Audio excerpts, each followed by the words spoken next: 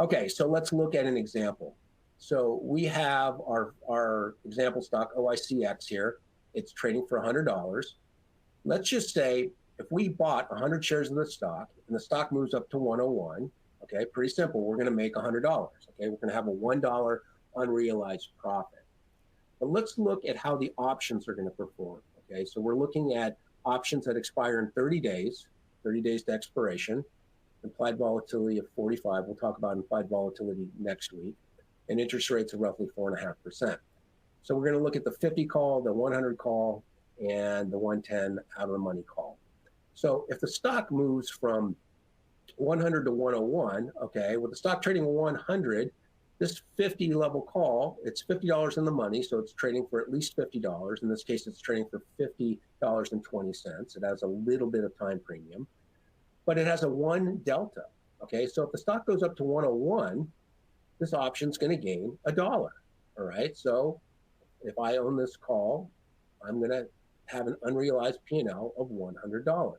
Now you ask yourself, well, God, if I pay $50 for this call, why am I making $100 on it? Well, that's because of the multiplier. So anytime you see a price in the options market, remember that the price that you see is based on the per share of that contract. And every contract is the right to buy or sell 100 shares.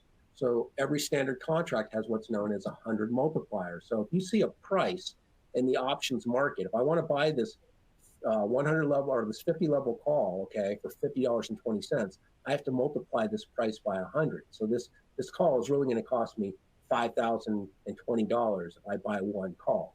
But that's a considerably less amount than buying 100 shares of stock for $10,000. Okay, and this is why people love options. It's the leverage that they afford you. So that's why in this case, if I buy this call for $50.20, stock goes up by $1, I'm going to make $100. It's going to be trading roughly about $51.20. Now let's look at the at the money call. The at the money call has a 54 delta. Okay, and if I buy it for $5.40, it should gain about 54 deltas. So it would be trading about $5.94, the stock trading 101, and I'd have an unrealized P&L of positive $54.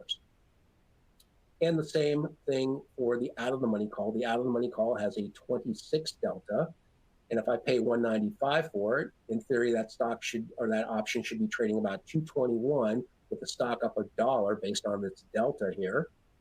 I'm going to have an unrealized P&L of $26. All other pricing factors remaining constant. Remember, I talked about at the beginning of the presentation that Greeks have an effect on other Greeks. We're not talking about that today. We're just looking at Greeks by themselves. Just in this case, how much my delta is going to change or how much my option value is going to change based on a move in the underlying.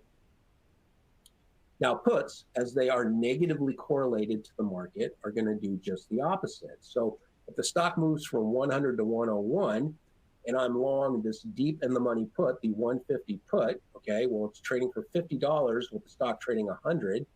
Well, if the stock goes up by $1, I'm going to actually lose $100 or 1 point, right? Because it's negatively correlated to the underlying. It's going to have, it's got a 1 delta. So if the stock moves up by $1, I'm going to lose $1 if I own this deep in the money put.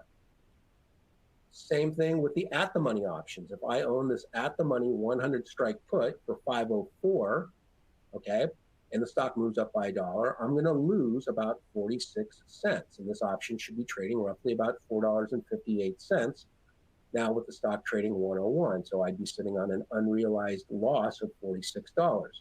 And you can see that the same thing with the out of the money put. If all of a sudden the stock goes up by $1, these out of the money puts that originally were trading for $1.40 with the stock trading 100 are now trading 122. And then we get that by taking 140, subtracting the 18 delta that gets us to 122.